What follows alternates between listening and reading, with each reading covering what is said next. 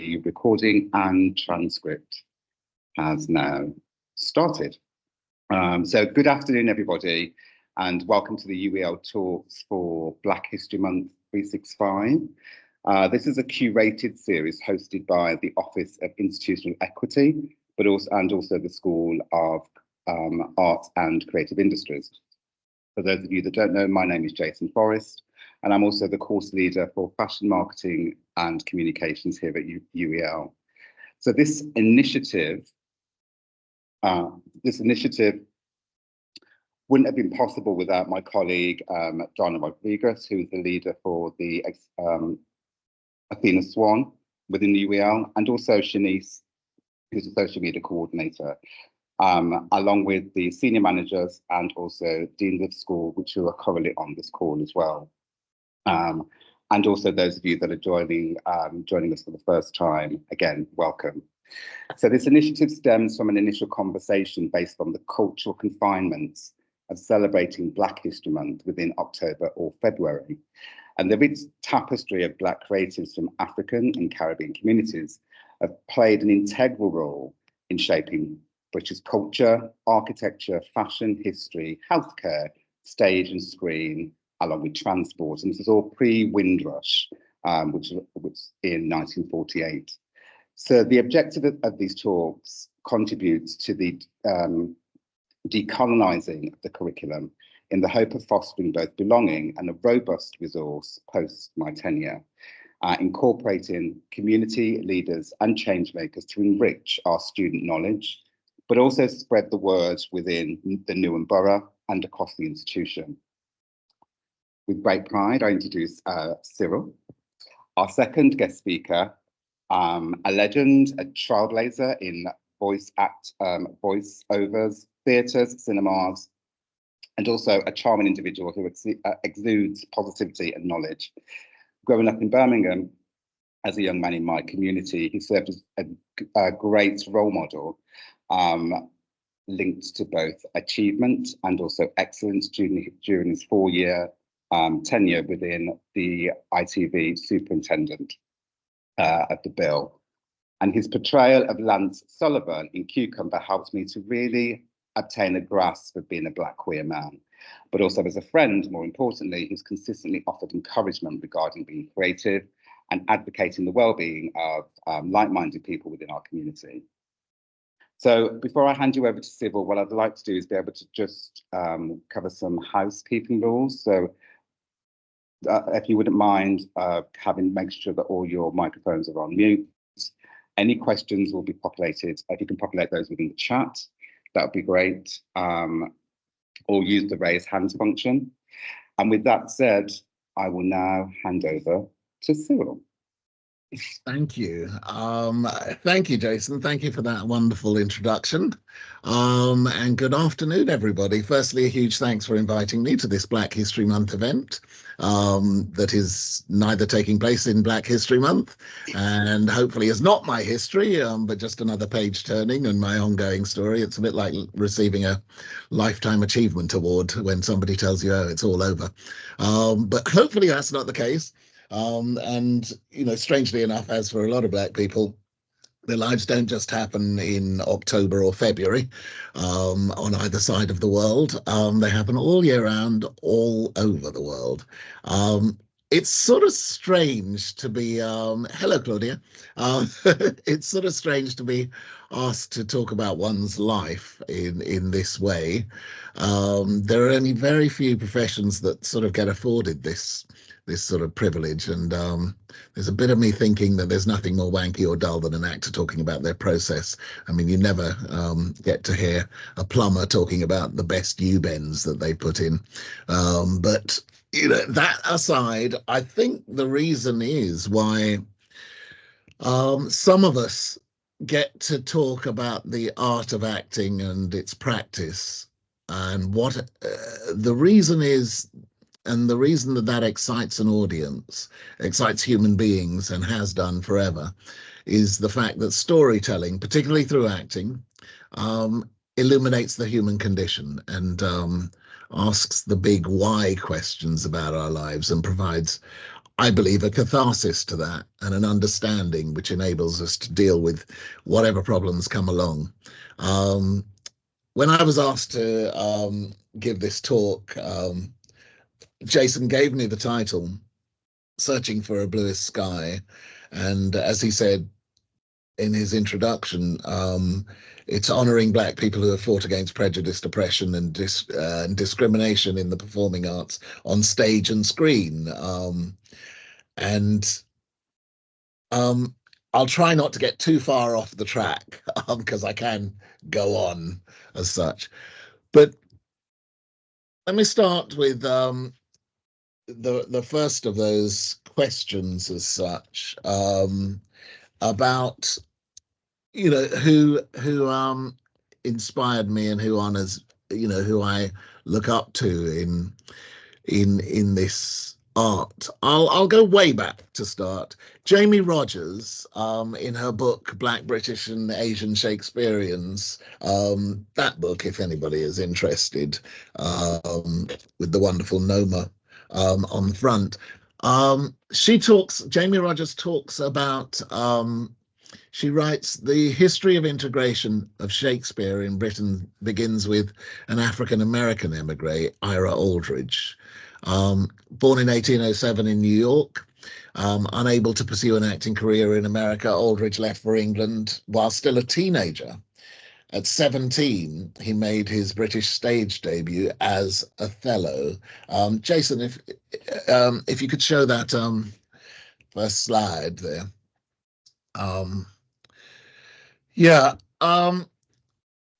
Aldridge made his first stage appearance in this country, his debut over here as Othello, at the age of 17 in 1825, at the Royalty Theatre in London's East End. Between 1825 and 1848, Aldridge toured the country with a repertory that mixed Shakespeare with what would later become to known as Black parts. These were characters that specified an African or Caribbean heritage of some kind. And one of Aldridge's recurring Black parts was Orikono, an African prince forced into slavery, in an adaptation of Afra Ben's novel of the same name. He started his career playing Black parts. Aldridge increasingly challenged the status quo, performing what were by default considered white parts, or I would say main parts. In 1831, Aldridge tested out 4 new roles in Hull, all of which were white characters.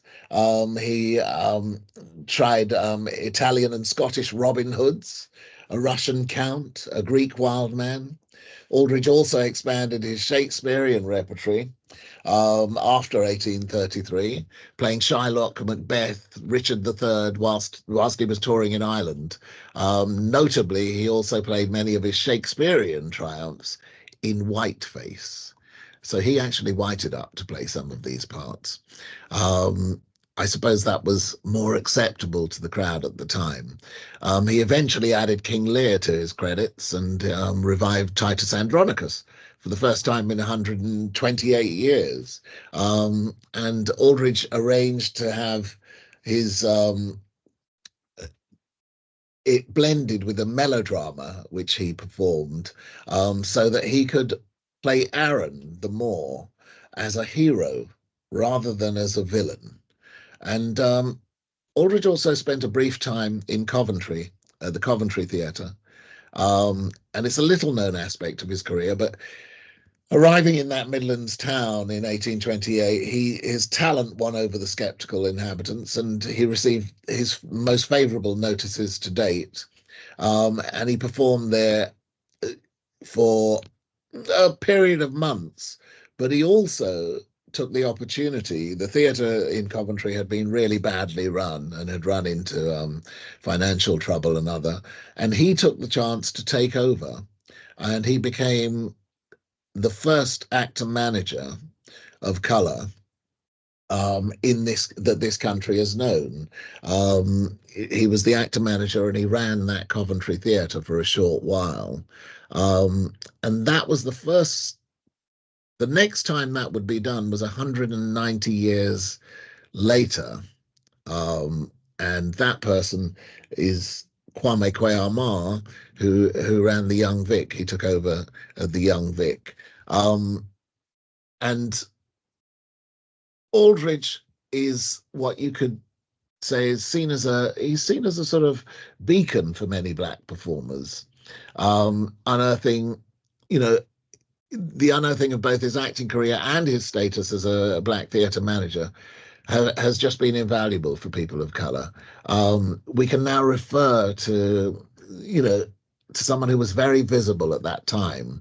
And that's massively important for me and others. And it means that when talking to younger actors, we can actually put a name into the conversation. I share a lot of similarities with Ira. I too am an emigre, albeit one whose heritage is derived from Barbados on my mother's side and Nigeria on my father's side. And I too have played Othello, as you can see there. I played that in Birmingham as well, not far from Coventry. And although I haven't been an actor manager, my last performance on stage was actually at the Young Vic under Kwame Kwei-Armah's artistic directorship. And hopefully things are changing now, and we have a lot more. In fact, Indu Rubasinghe has just been announced as taking over at the National Theatre. So times are changing where behind the scenes we also get to see, people of color in positions of influence. I would say that although Jamie's book is fantastic and covers a hell of a lot, and it has wonderful interviews there, including ones with myself and Patterson Joseph and others, she misses out the fact that Yvonne Brewster also ran Tallowa Theatre out of the Cochrane Theatre for a season, of which I was part, in fact, playing Samson in Wole Soyinka's The Road. But I presume that she hasn't included Tallowa because the Tallowa Theatre actually were never custodians of that building. They just leased it for a short while, and actually ended up only playing one season there, although I think it was planned that they were going to play a lot more. To come to how I got into this profession, I sort of fell into it whilst at school. And during those early teenage years and dealing with, the angst that most teenagers will come across, although I had other experiences, I had experienced the trauma of the Biafran conflict, the Nigerian Biafran Civil War, with its death, bombs, starvation. And then in England, once I'd come to England,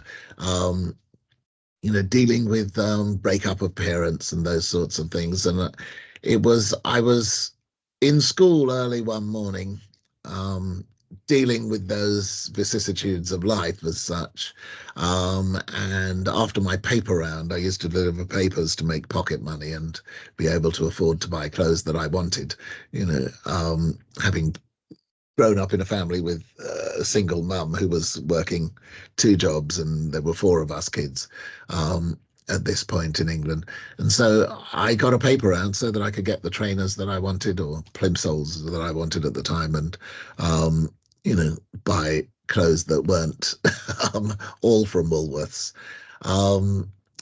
And I found myself crying in school early one morning, and a teacher came up and discovered me crying and asked me what was wrong. These were the days when you were when it was expected for you to pull up your socks and be a man. And I mumbled something like, "I'm okay," and he replied, "Well, whatever it is, I think you'll find the solution for it in here. And if it's not a solution, then you'll at least see that you're not the first person who's gone through it." And he shoved a copy of the complete works of Shakespeare into my hands. And that was when I started reading Shakespeare. And it was when I found a love for that. I was later on asked to come to drama after school, and I did. Um, in fact, one of the teachers from that is on this is on this call. Um, so yeah, I did. I found it was fun. We played games. It was sort of organized doctors and nurses, cowboys and Native Americans. Yeah, I've changed the name there. Native Americans were in different times, house, that sort of thing. It was being in the playground and being allowed to join in the games without the fear of prejudice or being left out or being the last to be picked. Um, we pretended to be other people, and I was fairly good at that. I wanted to escape being Cyril, and you could for a short while. You could play, and people praised you for playing, which definitely sold me to it. Um, I auditioned for the school play, and I got the lead, playing Macheath in the Threepenny Opera. Jason, if you could move on. Um, yeah, in the Threepenny Opera at Holland Park, and it was a wonderful thing to be able to take part in that and to be lauded, in fact, for doing what was fun, being someone else. um you know and after, I sort of started losing interest in the other subjects I was meant to be studying. I joined three youth theatres: the Old Vic Youth Theatre, the Young Vic Youth Theatre, Royal Court Young Activists. In the next year, I was lucky enough to be part of our school's drama group when we were devising a school play regarding the label displaced person, which you'll see there. Um, and that was um, that was a play which we improvised around Bertolt Brecht's A Children's Crusade, a poem about refugee children trudging across Poland in the World War. Um, and we at Holland Park were very lucky. One, we were lucky to have the teachers like Tony Fagan and Linda Oakley, who just inspired you and pushed you forward. But we were also lucky in some of the what I would call very talented and bohemian parents that we had at the school. Our piece was being noted and written up by a dramatist, Trevor Preston, who was a pretty famous TV playwright and TV dramatist. You know, and sadly for us, when the play was only three-quarters written up, Trevor got a big gig, Frank Ross Is Out, which was a big TV series, and off he went to concentrate on the more lucrative paying gig. And that evening, Tony, um, he sort of explained to me that I was the oldest in the group, and therefore I could write the end of this piece. And I didn't know I had stuff to say about anything, not least a war. But you know, I had a go, and based on my own experience and stuff, and what we had been doing, and I wrote a few speeches for the end of that piece, and we did the play. And we took it to Edinburgh to the Fringe Festival, and we were chosen and performed the piece as part of the schools on the South Bank in the Cotslow Theatre, the smallest of the National Theatre's venues, and that has since been renamed the Dorfman. Um, yeah, so that equally gave me a taste of bringing my own life and my own stuff to my own troubles and into the drama that I performed, and it gave me an idea that even though I felt very much like the imposter syndrome, that I did have a voice and I could express that through the works that I performed as an actor. I was very lucky. I auditioned for three drama schools, which was all I could afford. You had to pay for auditions, and I got into all three, and I chose to go to the Bristol Old Vic Theatre School. It was a classical school. It was also something that I thought my parents would accept. in terms of me not carrying on in higher education as such, because in those days drama schools weren't, they didn't come with BAs. Now I think they all do. They're all part of the university type structure. But yeah, I went to the Bristol Old Vic Theatre School, and there what I found was that I had been put into roles that were black parts as such. When we got to do group exercises, there were 13 in our group on that 3-year course. There were 7 males, 6 of which got a chance to play the lead within an exercise. I got to play the bra salesman, or somebody outside of the main family. And it was explained to me that, well, when I left drama school, the likelihood was that I wasn't going to be playing those parts. So I ought to concentrate on what I would be playing. And being the, what would I call it? Yeah, being stubborn. I decided it was a good idea to bunk off and go and do other things. In those days, you had less checking. Bristol is a university town. I had gone to see productions at the university. They had lots of facilities. You could attend lectures there without, nobody really checked. So I sort of bunked off for a term at the Old Vic school, pretending I was ill, and I went to the uni and just did their classes, because there was little point in playing for a classical education if I wasn't going to get it. So I went and did that, and I got involved with other people there. I ended up doing a play with the Students' Union, the drama department of the Bristol University. And we took that to the National Student Drama Festival, and I was playing the lead in that. And it was written by a guy called Jeremy Brock, who I'd met casually. Simon Curtis, who I'd met in London before going off to drama school, was directing it. And we took it to the National Student Drama Festival, and I ended up winning the Sunday Times Best Actor, which was printed in the paper, and the school found out that I had not been ill. I had been bunking off. But the strange thing was that when I got back to school that next term, everything changed because it had been in the papers. The attitude towards me changed.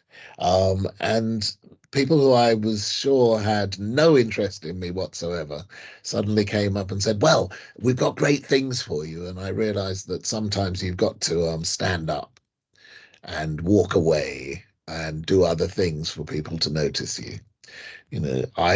I was lucky. I was when I went to that National Student Drama Festival, a couple of people from the Royal Shakespeare Company were there, and they asked me to come in and audition, which I didn't do at the end of that first year because I felt that, one, my parents would never accept me leaving an educational establishment,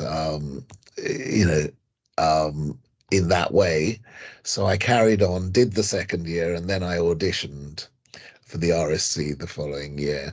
And I was lucky enough to get in, and I decided it was going to be easier for me to leave halfway through the third year and join the RSC and start that. And that is what I did.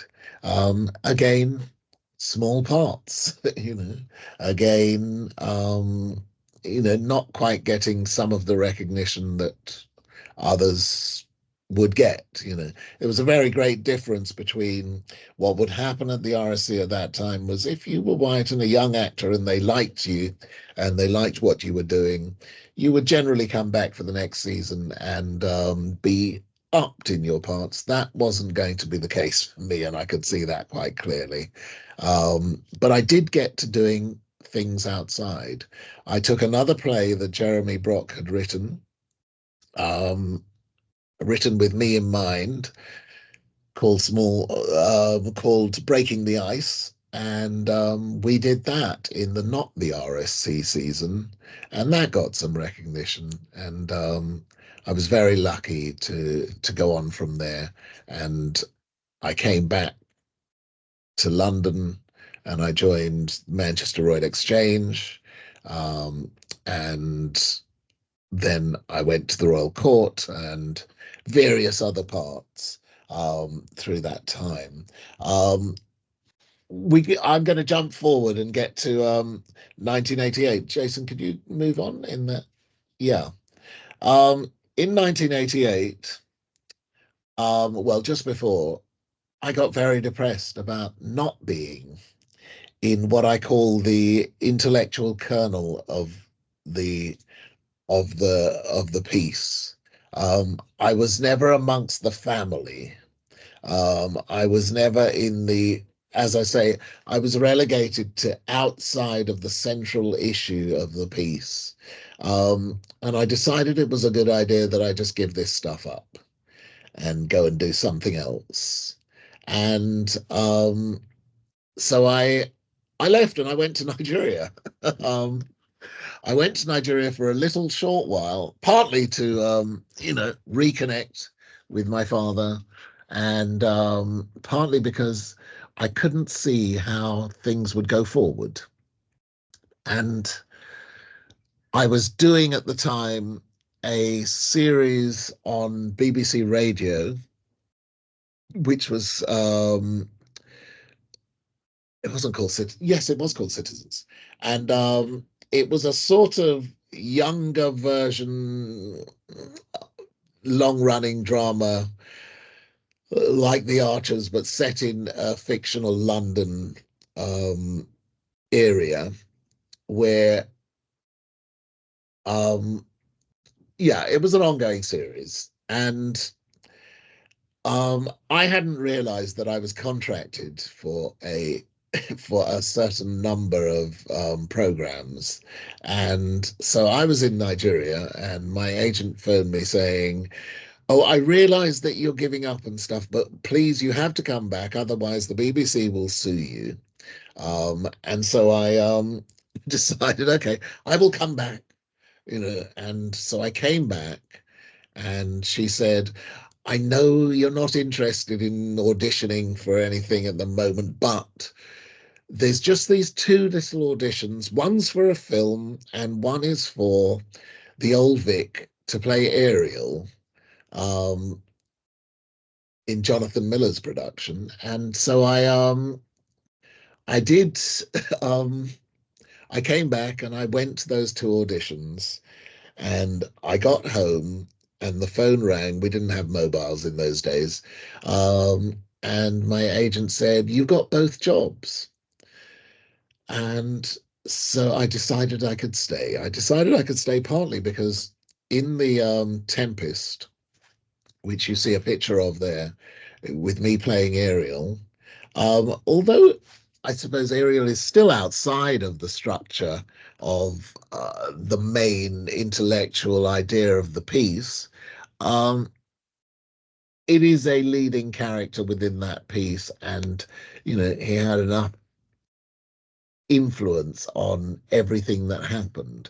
It was set on a colonial island of some sort. Myself and Rudolph Walker were Caliban and Ariel, and I had a series of men that were equally um, of color. I would call it a colonial Shakespeare.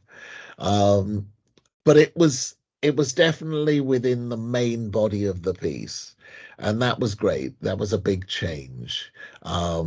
And in the Strapless, which was the film, um, I was playing part of a team there, headed up by Blair Brown, who played the lead. And so, yeah, I felt like, okay, I'm being included. So sometimes, again, you have to go away. You have to decide, well, that's not for me, to come back and get the chance to play characters that really have any meaning and can affect give catharsis to the human condition, which I think is the whole point of being an actor. I'm not going to go on too much. I'm going to try and answer these questions that were given to me, because I will come off the beam as such. So the first question was, who inspired your acting career and why? Well, I've already mentioned Tony. Yes, it was great to have Tony in my life. It was great to have people that would encourage you to play. I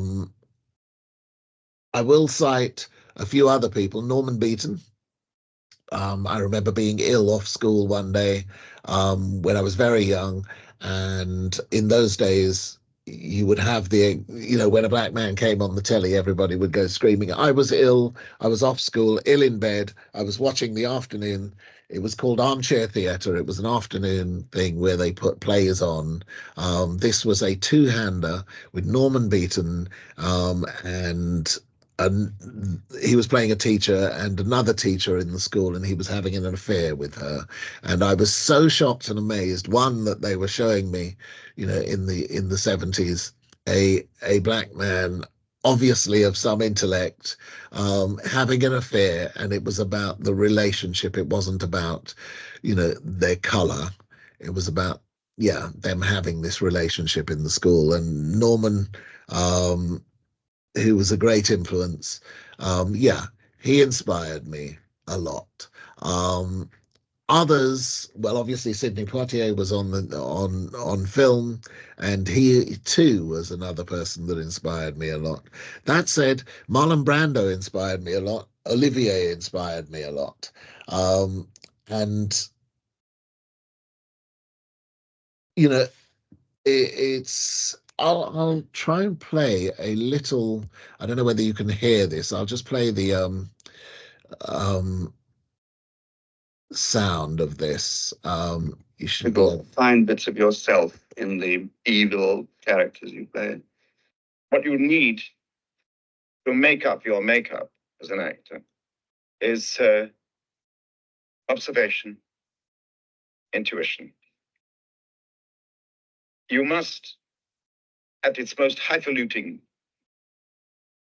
the most highfalutin expression of it, the actor is as important as the illuminator of the human heart. He's as important as the psychiatrist or the doctor, minister, if you like. That's putting him very high and mightily. At the opposite end of that pole, you've got to find in the actor a man who will not be too proud to scavenge that tiniest little bit of human circumstance.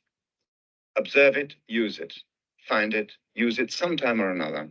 I've frequently observed things, and thank God if I haven't got a very good memory for anything else, but I've got a memory for little details. And I've had things in my back of my mind for as long as 18 years before I've used them. And perhaps in those little tiny things, maybe the key to a whole characterization. We're going to look. Thank you. Yeah, that's Olivier talking about what inspires an actor and how you prepare for things. And and that's really important. In another clip, you have Elia Kazan talking about Brando and the fact that he could touch the feminine side of him. And I think that's really important. I think both those actors actually also had very fluid sexuality, as it's turned out. Very recently it's been revealed that Brando had a relationship with Richard Pryor. We know that Olivier had a relationship with Danny Kaye. So we get to it's not only interesting that they were inspiring, because they were just very good at their art, and they were big influences. What is your ritual before a performance? I don't really have a ritual of any kind. Let me see, Jason, could you move on in the photos?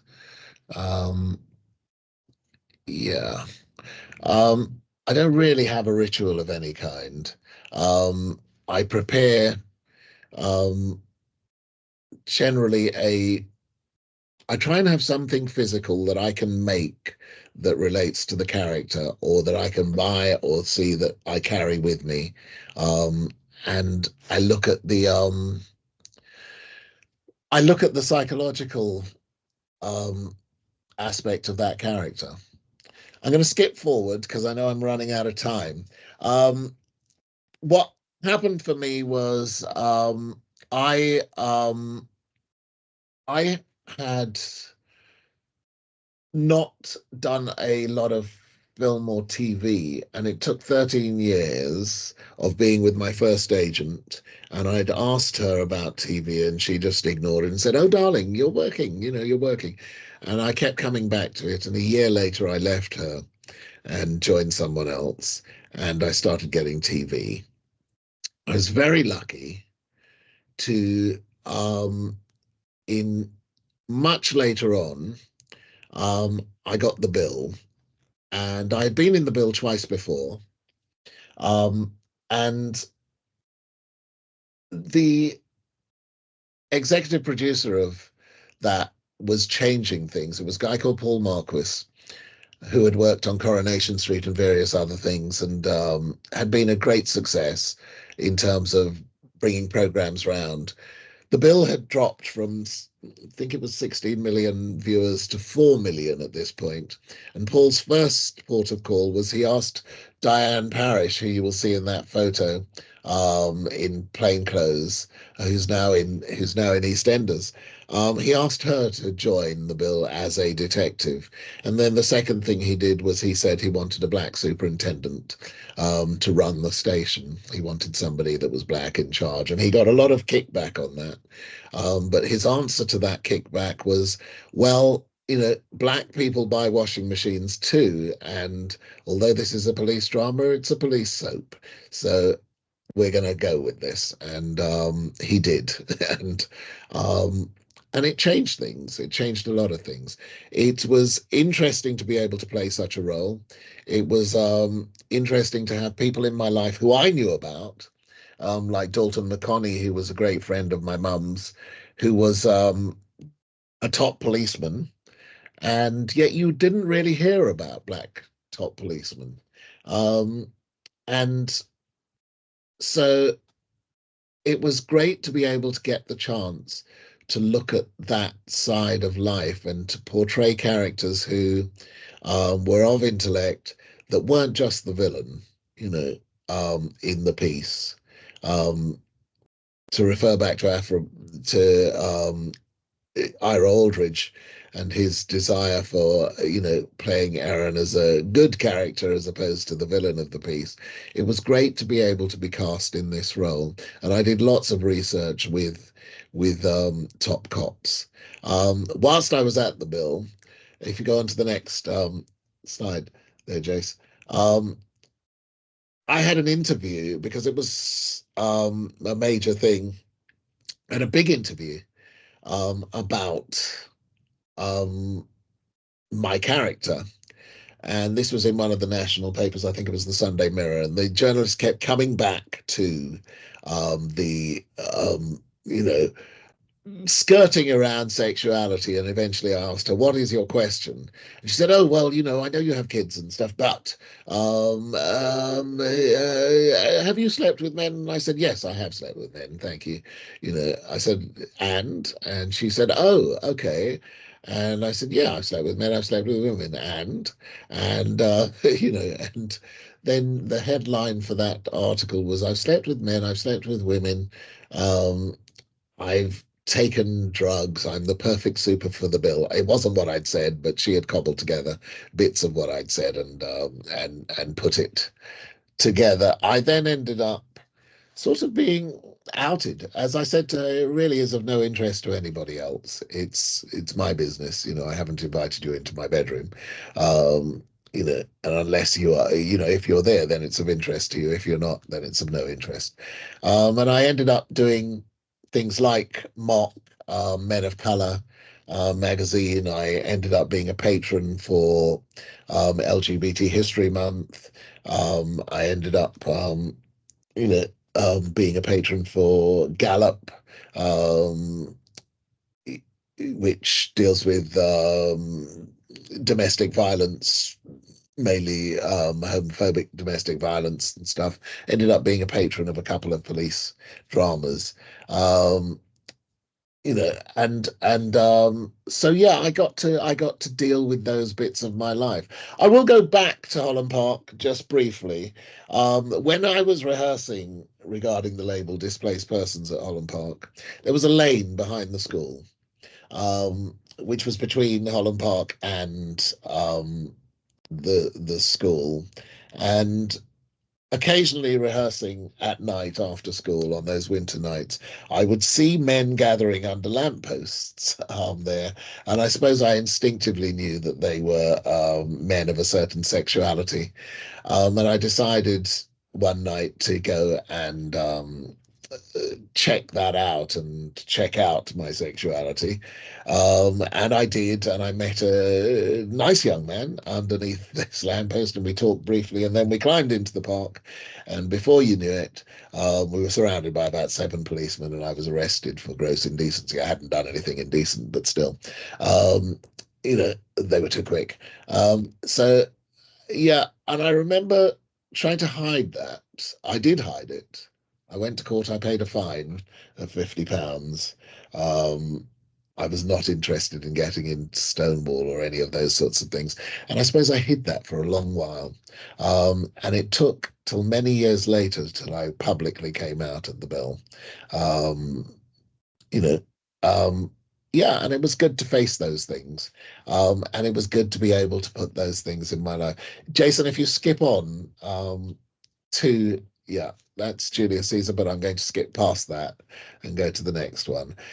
This is Cucumber, which was a Russell T Davies TV series, which I did, which was about 2 middle-aged gay men. It was a highlight for me. It was something for which I was nominated for a BAFTA for playing Lance in Cucumber, and it was great to be able to just play a man and play a middle-aged man dealing with those things, and to have it be normal. And again, I suppose I got to deal with things through my art. I got to play through my art. Jason, skip on. Yeah, and as you can see, Attitude magazine hailed that, and yeah, Russell is one of those geniuses in his writing that manages to touch on so much of the inner life of a character. And I felt very privileged to be able to do that. The earlier photo of Julius Caesar was, why I put that in there was because it took me 33 years to get back to the RSC, although I'd been there in between, playing a lead character, playing Cassius in Julius Caesar. And it took 33 years to get there, which is not the trajectory of, say, Juliet Stevenson or any of those characters. We now are in a very different world where, David Oyelowo or Papa Essiedu get to play roles that are within the family, are the main intellectual and emotional drive of the piece, and that was really quite something. When I got to do that 33 years later, I remember, to talk of rituals, there is a wall behind the RST, the Royal Shakespeare Theatre, where actors scribble graffiti, and I remember going there and saying a little prayer about the fact that I was now an out gay man playing a lead in Shakespeare's theatre, and it was a real wonderful moment for me to be able to do that. It's a very private moment. Probably none of you will ever see that little bit of graffiti that I was here on that wall, but it's there and it means a lot in my life. If we skip forward, Chase, and this brings me to Queen Charlotte, which was a more recent outing, playing Lord Danbury in Shonda Rhimes' series, which is part of the Bridgeton world. And this was again a character which doesn't he's not stereotypical. I spent all my life trying to get away from having to play the villain, having to play the bad guy. Not that I mind playing bad guys as long as they're clever bad guys. You know, and here we have a somewhat suspect character, actually. But I did want to do it. I wanted to do it partly because it was Shonda Rhimes, and you know, you have to take your hat off to somebody who is that influential behind the scenes as a writer, as a producer, and creating a world in which, you know, black people can seamlessly fit. And I would say, you know, Aldridge would have loved to play in this sort of drama, where we counted and were the central part of the story. Sadly, you know, it's about bringing these characters to life, and Danbury is based on historical fact. And it was difficult to face some of that stuff because essentially he's a misogynist rapist, you know. But you have to play him with charm.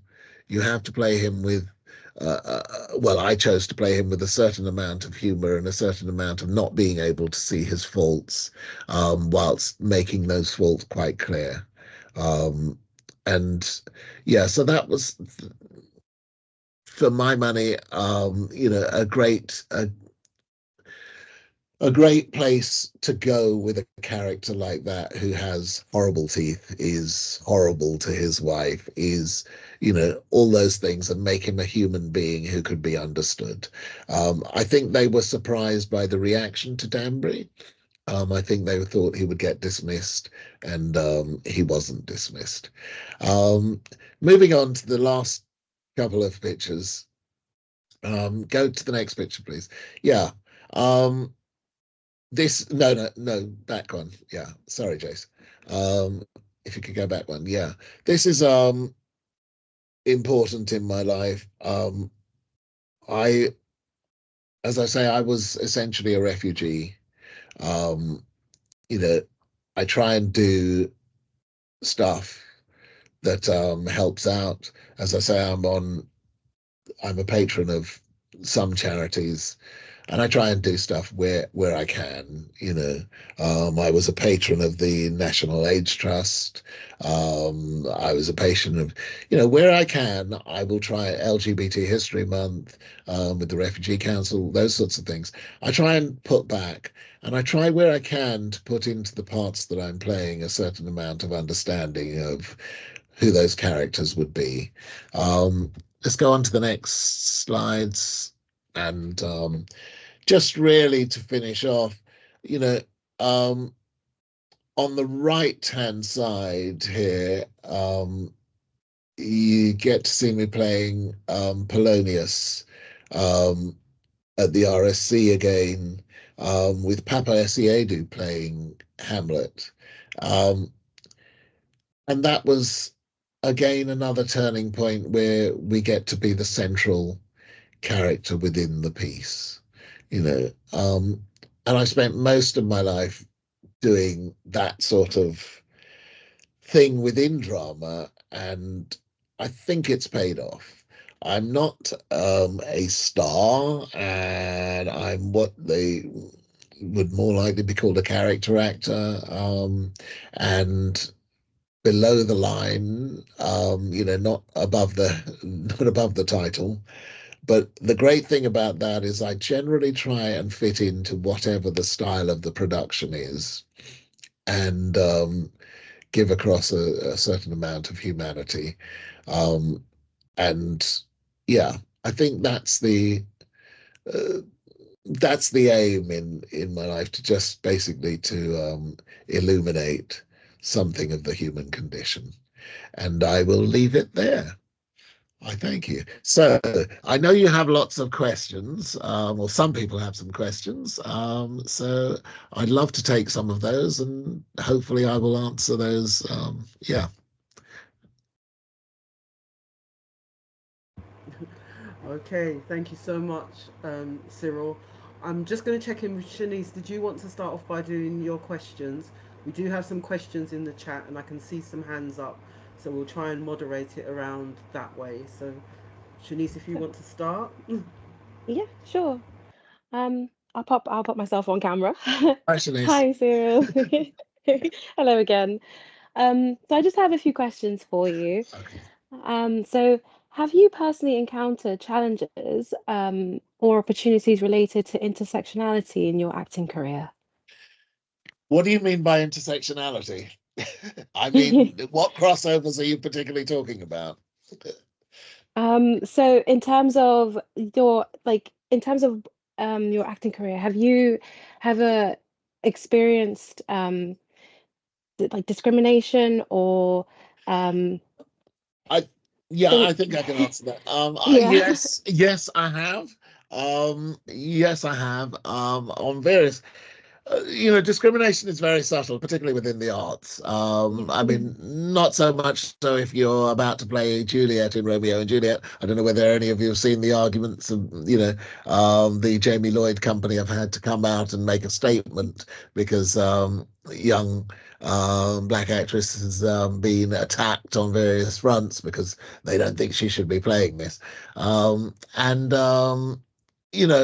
I think. Yes, I have.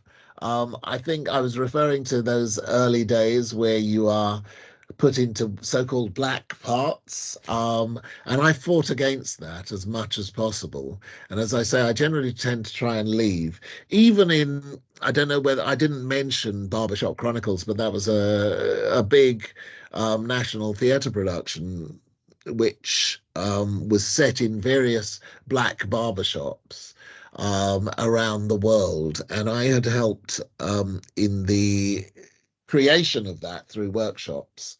And yet, even there, in the end, after a year, me and the director couldn't see eye to eye about certain things. And it was interesting as I was playing at the time a 55-year-old black Nigerian with kids, and it was to do with the way that Nigerian would approach these particular problems with his kids.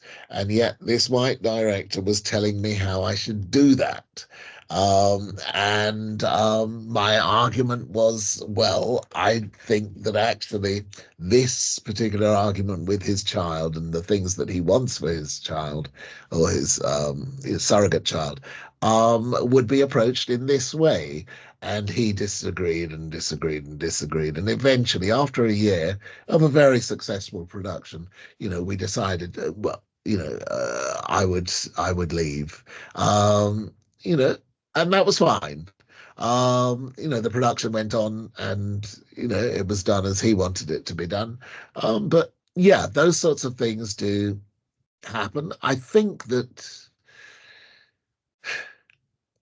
even at the points of great success, I can often smell a certain amount of prejudice going on, and you have to tackle it in both head on and in subtle ways. So yeah, I think that has happened in various points.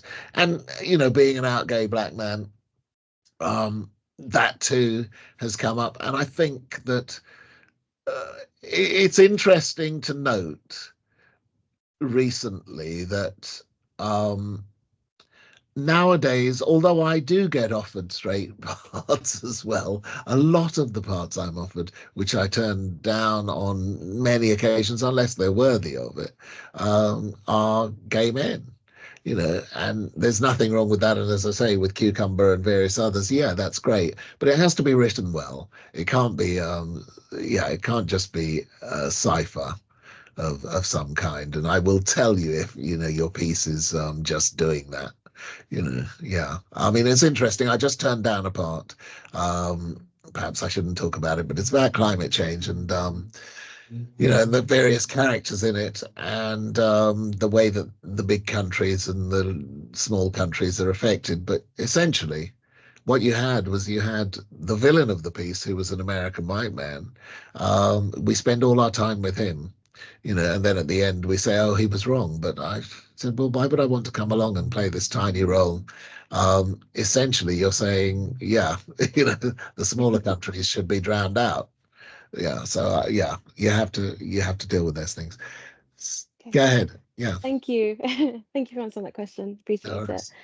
No, Secondly, how do you navigate or portraying characters whose identities intersect with multiple marginalized or underrepresented groups?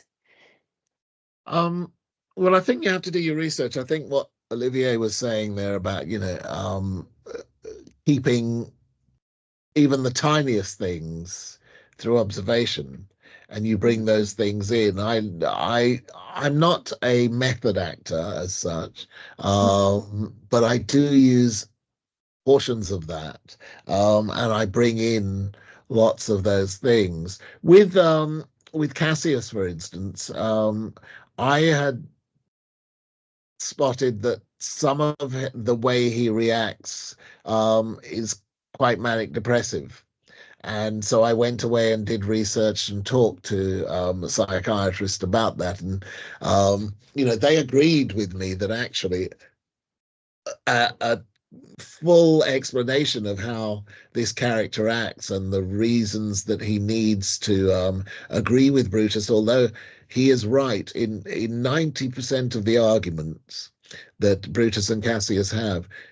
Cassius is right, and yet he bows to this, and and the way he flies off the handle from one, it was typical manic depressive behavior. And so going into the psychological background of a character is for me really important, and I think that is one of the ways in which I approach whoever I'm playing, what's going on behind, because there's always something going on behind. Yeah.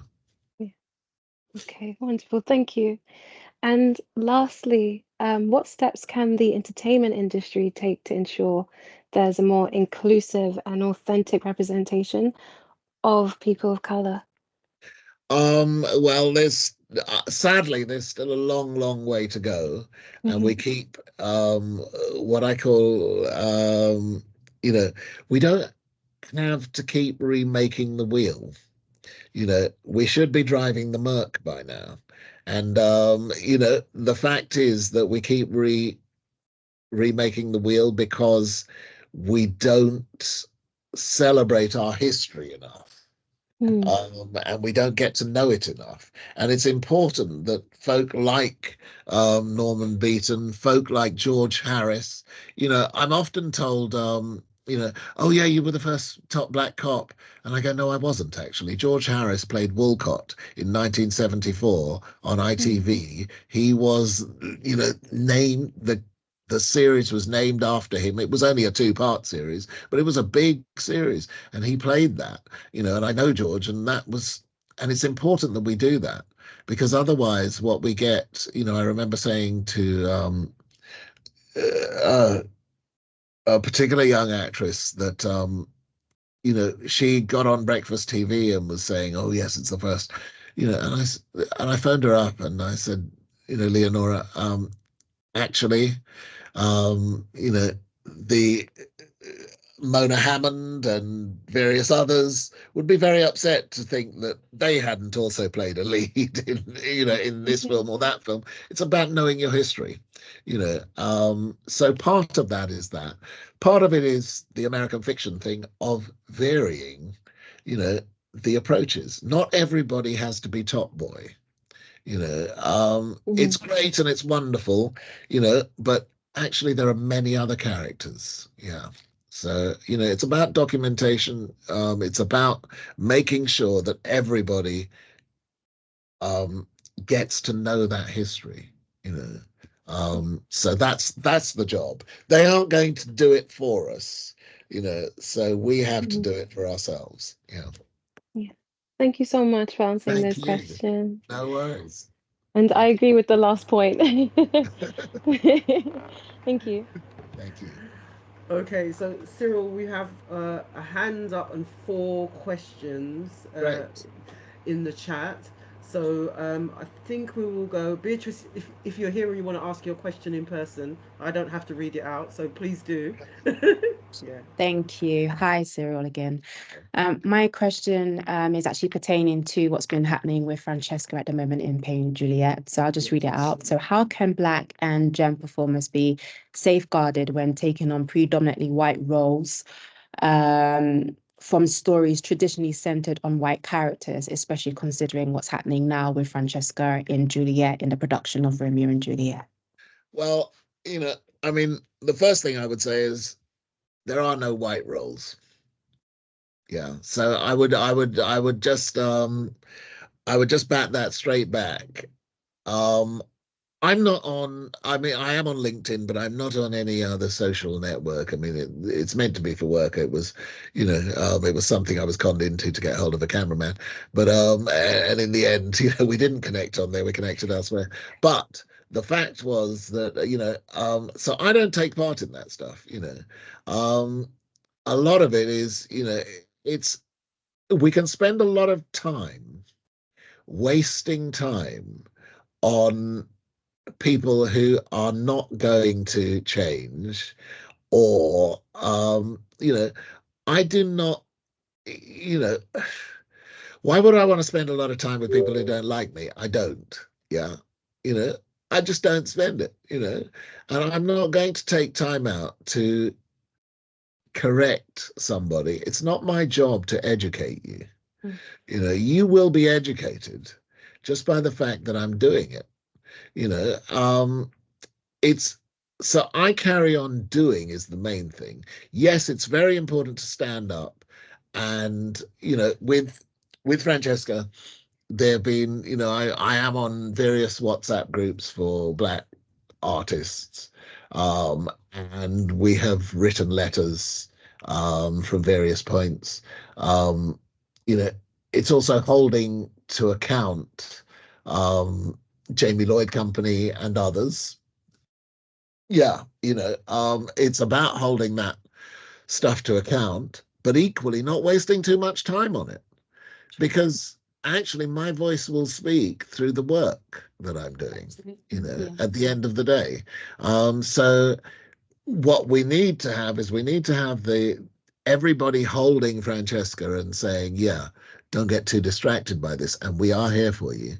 And actually, all those people have gone before, and they fought all this before, so this is nothing new, and as long as she, as a young actor, makes sure she knows that actually you can be just as strong. And Nina Simone fought this way before, way before you ever came 100%. to Bart.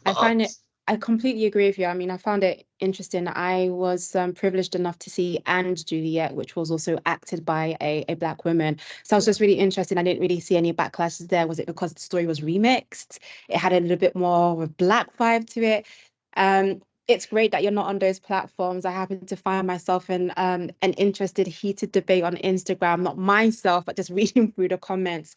And finding it really interesting that people relegate Shakespeare to being a white story or of historical context. But if you think about Italy in just that sense, I mean, we can have a field day about talking about especially South Italy and the history of the Moors and Arabs being there, and how actually it's quite Black and biracial. And so people just not necessarily, I guess the educational system having a lot to answer for what kinds of history they're teaching.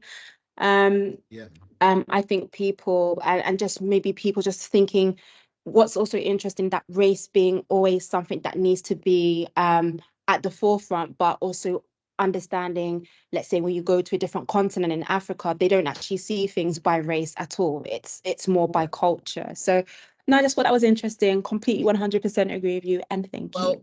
I'll also just add, when we did Julius Caesar at the Royal Shakespeare Company, many, many years before, being a Nigerian born, and I had lived through the Nigerian Biafra War, or at least part of it. And, I had the idea of doing Julius Caesar when I was at drama school, and just after I first joined the RSC in those early days. I'd done Julius Caesar. It was the first role. I played Lucius in Julius Caesar when I first joined the RSC. It was the first play that I did there, which was Brutus's manservant. And it was really interesting to do that. And I wanted to, and I put the idea that we should do this. At the time, I think it was Basanjo, was it Sani Abacha? I can't remember which particular dictator we had in Nigeria at that point. And I put the idea that we should do this in Nigeria. And I was told, if you try and do this play in Nigeria at this moment in time, you will be killed. Yeah, Are you serious? Yeah. And and what happened was that I forgot about it. Years later, I get to, as I say, 33 years on, I got to playing Cassius in an all-black production of Julius Caesar, which Greg Duran had found a copy of Robben Island Shakespeare, which was a book that on Robben Island, Mandela and Sisulu, they had smuggled in a Bible the complete works of Shakespeare. Julius Caesar was Mandela's favorite piece. A version, Julius Nri had done a version in Swahili of Julius Caesar, and that had been found through eBay by Greg Duran. A translated version. I think there were very few copies. Anyhow, he decided that it would be a good idea to do this set in a fictional African country.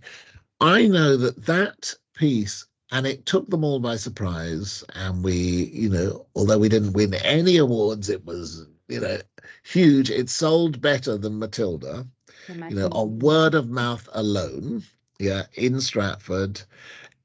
We went eventually to America because we kept bleating about, well, why are we going to places where, there aren't any black people? And eventually we did go, and we performed it at BAM and, and in London. They hadn't had any plans for it to be in London. It was in London in the end. And I maintain that actually Shakespeare nowadays, set in an African context, set in a in a person of color context, is much more relevant, partly because a lot of the Western world has lost its connection to gods, kings, and men all within the same plane, which you have no difficulty whatsoever with in Africa. And so it takes on a relevance that perhaps is not here. So yeah, I would argue we don't need to argue too much with them. They'll come round. Amazing. Thank you so much. Yeah. Okay, thank you, Beatrice. I'm going to take Sion from the floor and then the questions in the chat. So, Sion, if you'd like to come on camera and ask your questions, I can see your hands up. Hi, Hi, Cyril. How are you? Hey, Sion. My question, I've been trying to figure out how to word it all this time, but my question is essentially how important for you as a performer is like seeing yourself in these roles, and not like seeing like in a literal sense, but like in the context of like intersectionality and like blackness and queerness, etc. How important for you when approaching a role is seeing that reflected in a character?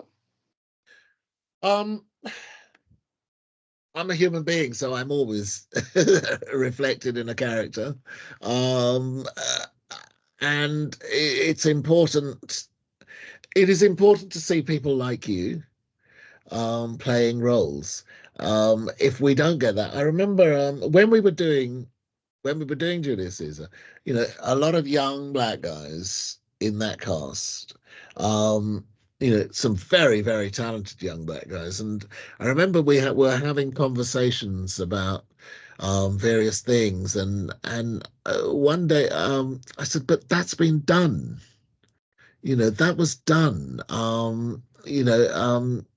We had Babylon, we had Burning an Illusion, we had these films were made in the 70s, and they are out there. And I started a little occasional film club in Stratford, and on a Sunday night I would show on DVD films that, were done. So we don't have to repeat these things because we're there. We're there doing these things, and it's important. It's important for me to stand up and say, yeah, there are many Black doctors. There are many, I'm working on a project at the moment, which I'm writing, which is about Tulsa, Greenwood, which is it's not about the massacre which happened in 21. It's about previous to that. It's about the doctors and it's about the setting up of that town. It's about those things. So yeah, it's important that we cover that side of things as well. And it's important that I get, not only that I see myself in those characters, but I see others playing those characters and giving them a legitimacy. Yeah, it's important to, I was delighted when we got to Noughts and Crosses, which you can watch on the Beeb, to play a Black lawyer who was defending the white character in Noughts and Crosses, and yeah, it's just important to have that. It's very important for me, because otherwise we don't progress, and we don't educate people who will think that Juliet can't be played by a Black person because they've decided that it can't. Thank you. Thank you. Okay, thank you, Sion. Emma, your question's next. It's up to you whether you want to come on camera and ask that, or I'm happy to read it out. Oh, here she is. Nice to meet you. It's just because it's just a question. Okay, so I've put, do you think Black actors should actively plan a career that involves taking roles in the USA as being an integral part of career success? Because you were saying, okay, so you were saying before about, I don't know, I just think, what do I think? Being political, let me try and phrase it properly. I think people want to make money. I think people want to be recognized for their work quite easily. I think it's tiring to go through some of the things. And if it's easier and you're going to get a platform, then use the thing that's there, because there's strength in numbers. That's what I was thinking. Yes, I think you're totally right. There is strength in numbers. It's a different market in the US. It's not easier necessarily. I come and go between the US and here, and it's not easier. It's just different. And yes, you get many more chances. And that's good. And I think, if you get the chance to play, whatever the role is, get out there and do it. We get a lot of friends like David, both David Harewood, David Oyelowo, those sorts of people, Carmen Igoja, others have left and gone and have done stuff there.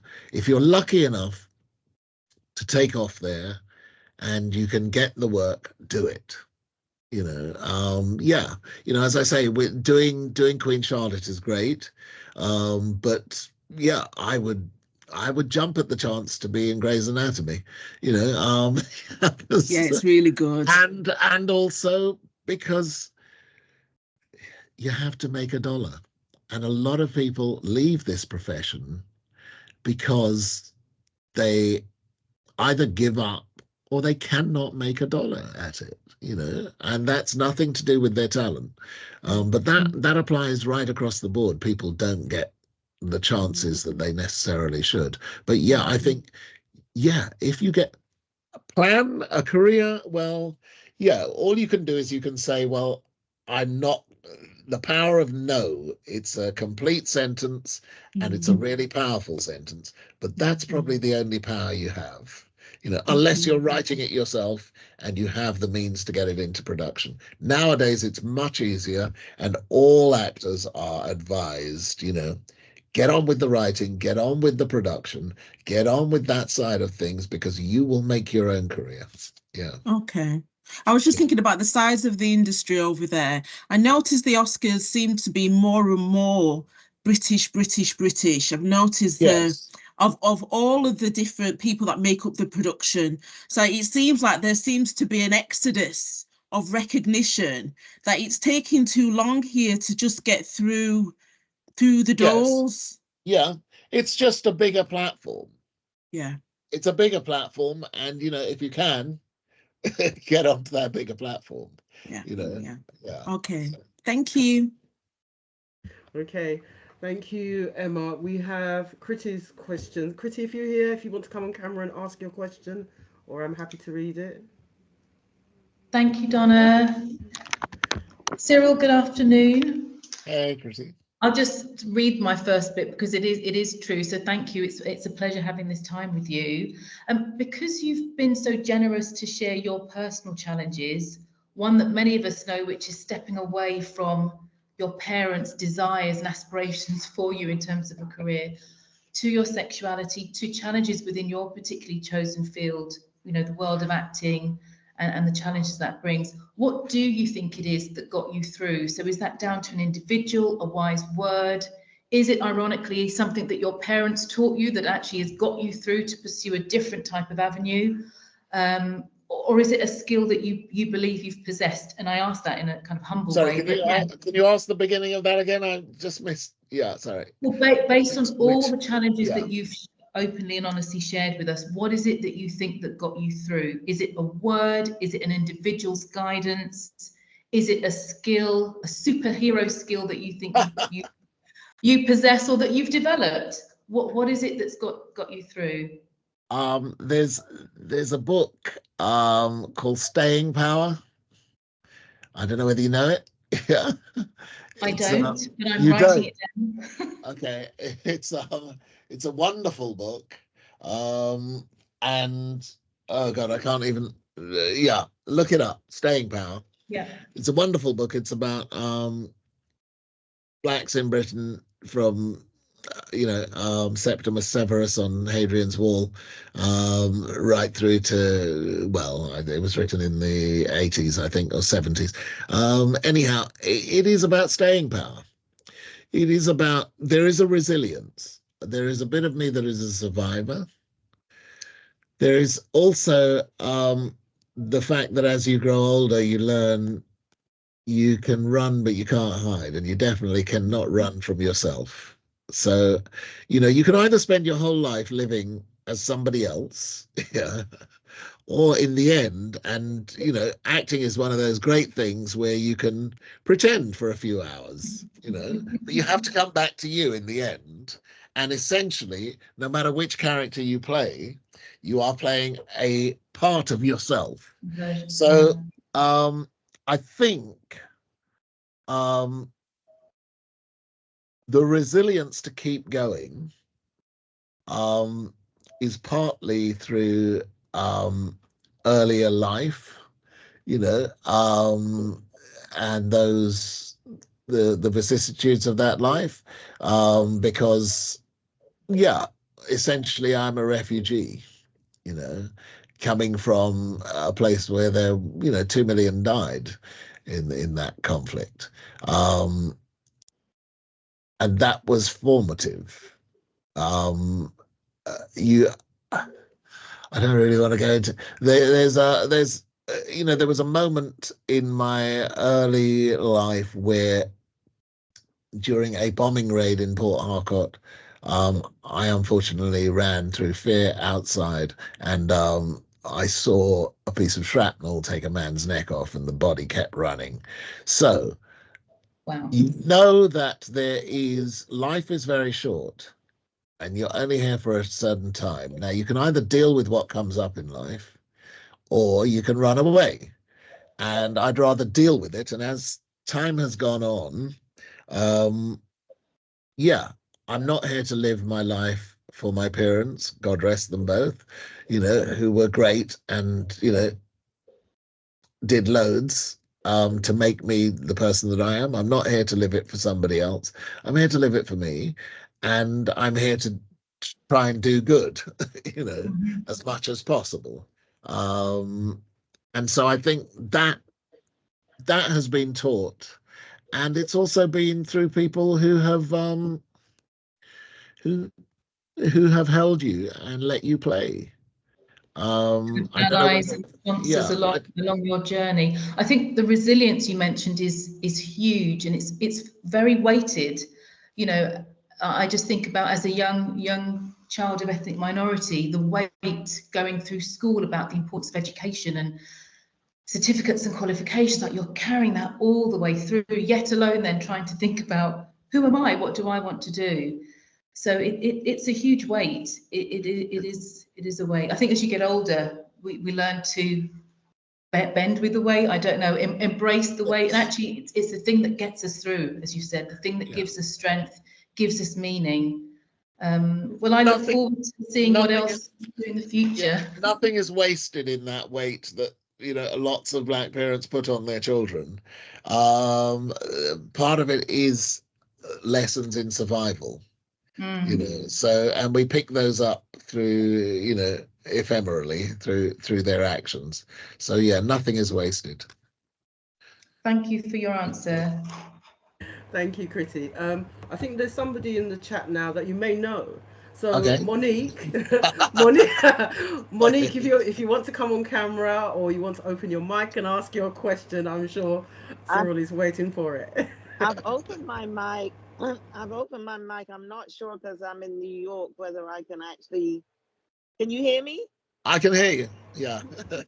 Okay, yeah, I'm not sure. See if you can actually see my picture, because I try to put the camera on, but I can't.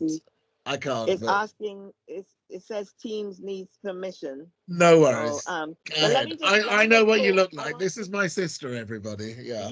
You know what I look like. So I want to just say to people that this may be an aspect they don't know about you, that you're one of the best brothers in the whole world. I just want to say that. And but I had two questions. One is, I know you just talked a little bit about your writing with the Tulsa thing, but did you talk about writing and directing as components of what you do, A? And B, have you had an experience of working with the best of Black filmmakers, directors, and so on? And lastly, is Julius Caesar available anywhere? Like, is there a film of it or anything? Because I love that play. I could see it. I saw it twice, but I could see it again. That's my three questions. Yeah. The first and easiest one is Julius Caesar is available. It was made as a BBC film, and was on DVD. I have a copy. I don't know where you would access it, but it is still around, and it was made as an on-location film, which we shot whilst we were rehearsing and doing the first few performances. It starts in the RST theatre and then goes out and becomes the film world. In a real life sort of film. So that is available. So I will get you a copy personally, but don't worry about it. The rest of you will have to go and look it up. I'm sure it's somewhere online. The thing about directing, and I suppose as I referred to the fact that writing wise, I sort of slipped into it. Tony, who's still on the call, I think, helping to push me in that way at that early stage, and for a long while,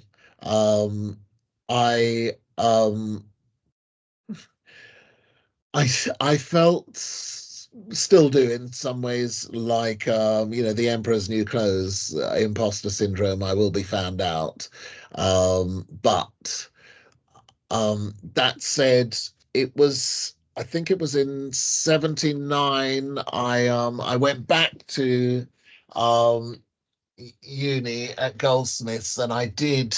I don't know whether you all can see that, but that is a poster for Constance, which was a film that I wrote and directed and produced whilst I was at Goldsmiths, and that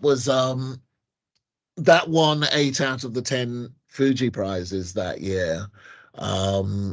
And Goldsmiths were entered into that competition for the first time in 10 years, and it won them a camera and whatever else, and so yeah, I do write about subjects that are close to me. That was, I suppose, semi based on an aunt that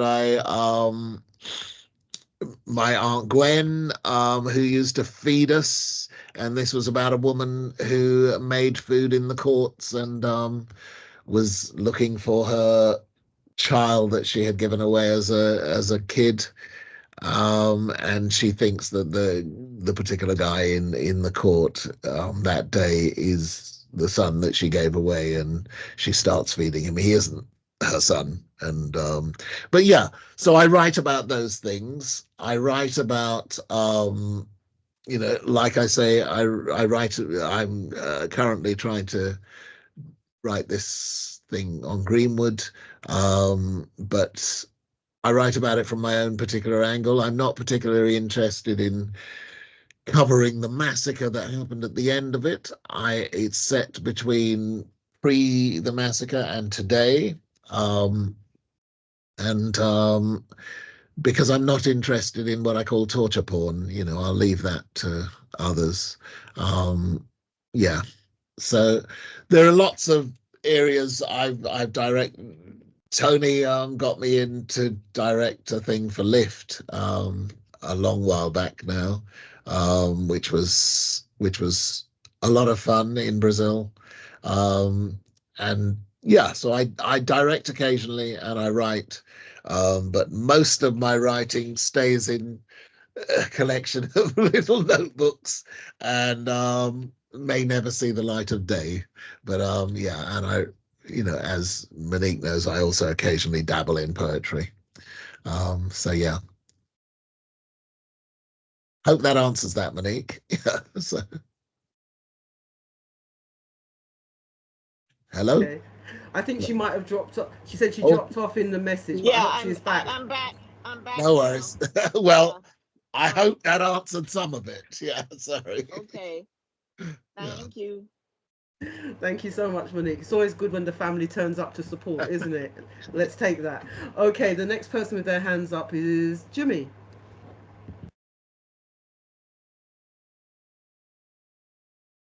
Oh, Elijah.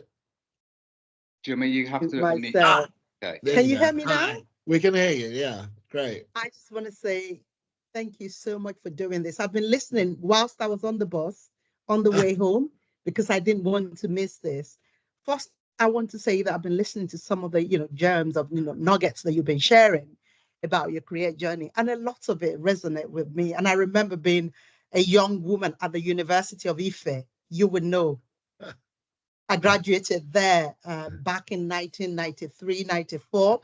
And when my mates are going to nightclub, not that I didn't partake in that, but I would, use my lunch money to actually go and watch plays in the amphitheater and, listen to recitals. And, I've always loved the arts. So I'm really, really grateful that this is happening. And, kudos to the people who have put these, together. Dona and Jason, when they told me they were bringing you, in a heartbeat, I said, yes, please go ahead and do it. I think we need to hear more from, people like yourself. The struggle is still the same. It doesn't change, irrespective of the sector. I think it's just developing those tools and strategies and just, the resilience to continue to, put ourselves in the game and see ourselves as winners. You mentioned something where I think it was Kriti that asked the question, and you said something about we can play different parts, but you can't run away from who you are. So I think just want to say all of what you said today really means a lot and resonate with me. So thank you for your time and coming to kind of, share your success stories with us. Thank you. Thank you. Okay, thank you, Jimmy. We didn't have any more questions in the chat. We had lots of praise naturally for you, Cyril, to say thank you, and lots of people have shared. Some critics shared the recording of Julius Caesar, so people please go on that. Stay in Power by Peter Fry, yes, one of my staples as well. So, as nobody else has got any questions, I'm going to put on my camera because I want to ask you something. So hi. Still here in the kitchen. Yes. So you played that clip of Laurence Olivier, Yes. talking about don't be too proud to scavenge for the Yes. bits of humanity. The tiny things develop a character, and you've spoken about scavenging from your aunt. Could you just tell us a little bit about the other places that you scavenge from that bring characters to life? Yeah, all over really, all over. I mean, you have to as an actor, you just get to see tiny little bits of people that you can, particularly when there are physical manifestations of that, you can bring those bits into your life. And I find it's really useful to add little quirks that people have into how you interpret a character. But it's never one person, because you make up through, when we're talking about Constance, although it's about this, my aunt we used to go to Saturday morning pictures. Most of you are not old enough for this, but on Saturday morning pictures, you would go and you would queue. My mum was a single mum. We would each be given, a threepenny bit, and for sweets, and I think it was a shilling to get in. Anyhow, after that, we would go to my aunt's, and Aunt Gwen was one of those people who cooked industrially, so she would feed you over in Shepherd's Bush, her place, and it was great, because you look forward to that. And then so I took that bit of her, this woman who showed her love through this feeding, and was constantly looking for something. She also happened to have two daughters, and one was sort of estranged from her, but she kept looking in. And so I brought all that in and I put it into a story that, is made up in the head. My story in Greenwood is totally made up in the head. But it's in the modern day part, it's about some of the bodies that we see in the old part getting the place together, coming up through the soil, through the oil pushing those bodies up through the soil. So it's fantasy, it's in the head, but I take bits of whatever and I bring it in. That's where I get the inspiration from just all over. It's about being constantly open to what's going on in the world. Oh, you got it. Yeah. All right, so I've got my mic. And my last one, and then I'll Yeah. hand over to Jason to round up, is you've spoken about being a refugee from the Biafran War. And one of the things you said is sometimes you have to go away, to be able to come back. And so I just wonder, the ability to leave is a powerful act, as well as the coming back. So do you think those early experiences as a refugee, that one that you carry, allows you to leave and return? Sadly, I think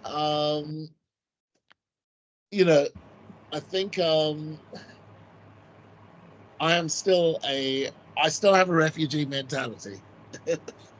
I think, you know, I'm still running in many ways. I laugh at the fact that now I have 3 citizenships and an American green card. So yeah, I'm Nigerian, Bajan, British, and American. Essentially, I pay tax there as well as here. So am I still running? Yes. Will I be fighting in anybody else's war? No. You know, am I very active in calling for peace in Gaza? Yes. Yeah, I cannot. I'm still formed by that. I'm still formed by, yes, I want to belong. I'm going to try and play you, if I can, just a little bit of Eli Kazan talking about the actor. And let me know if you can hear this. Yeah.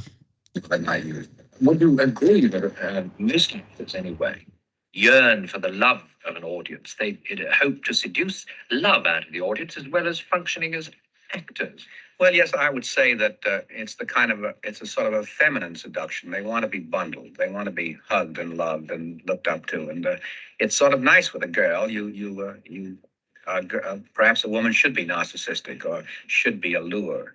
But sometimes it's embarrassing in a man to see him playing up to an audience. And yet this is presumably where they get their dynamism, their drive. It's their wound. It's the thing they seek to heal, perhaps, by functioning as actors. Well, that's a broad and perhaps general generalization. There are all kinds of reasons why people become actors.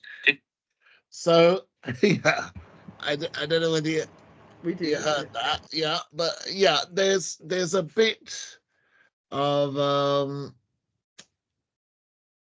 there's a bit of every actor that is yearning to heal something, you know, and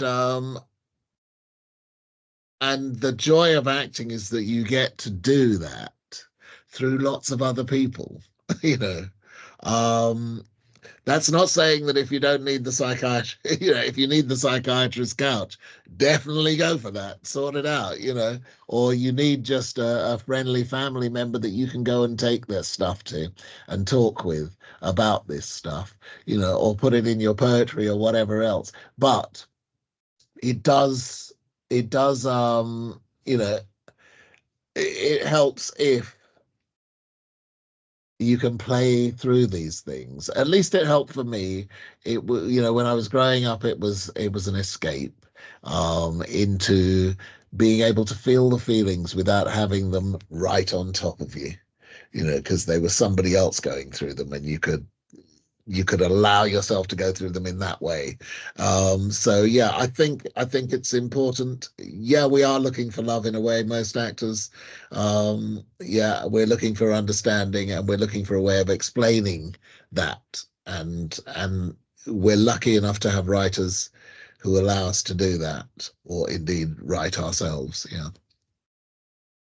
Thank you so much, Cyril. It's been an absolute pleasure. I know we could talk for days. I'm going to hand you over to Jason. Thank you so much. If there are no questions or hands up. How you feeling? Yeah, cool stuff. So, I just wondered if there is, before we sort of wrap up, if anyone wants to, if there's any burning questions that anyone may want to ask Cyril before we sort of close.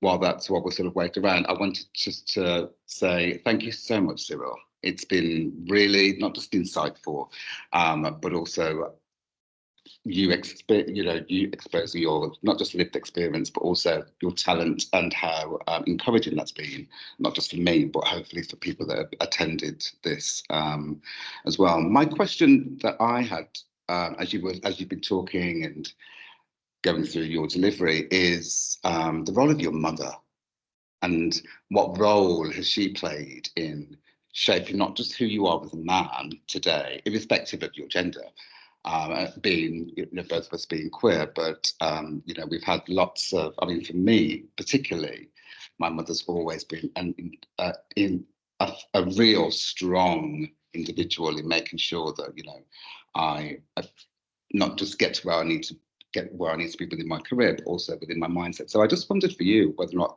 not, what role did your mother play within not just your success, but who you are as a person today?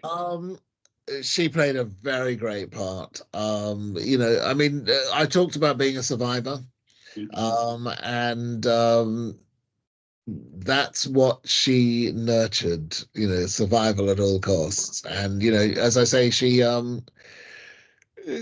was Bajan, came here, met my dad, traveled to Nigeria, basically was the backbone of everything. The war happened, we ended up here, they divorced, all the rest of it. She kept 4 kids going, all got through, secondary education, and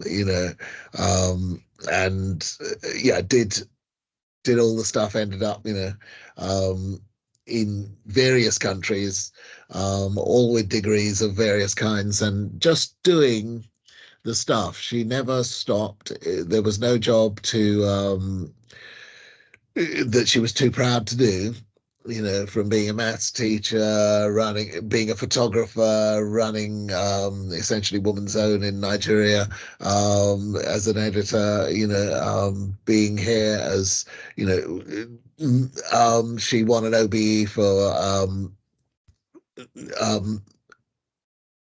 founding and keeping running Wandsworth Black Elderly, with 600 members, and taking care of her community and doing, that stuff. And that is a great example of just, and in the end, accepting me in all my guises, no matter what, with love and generosity and compassion, and and that's the lesson, of that I try and take forward. Try and do no harm and be of use.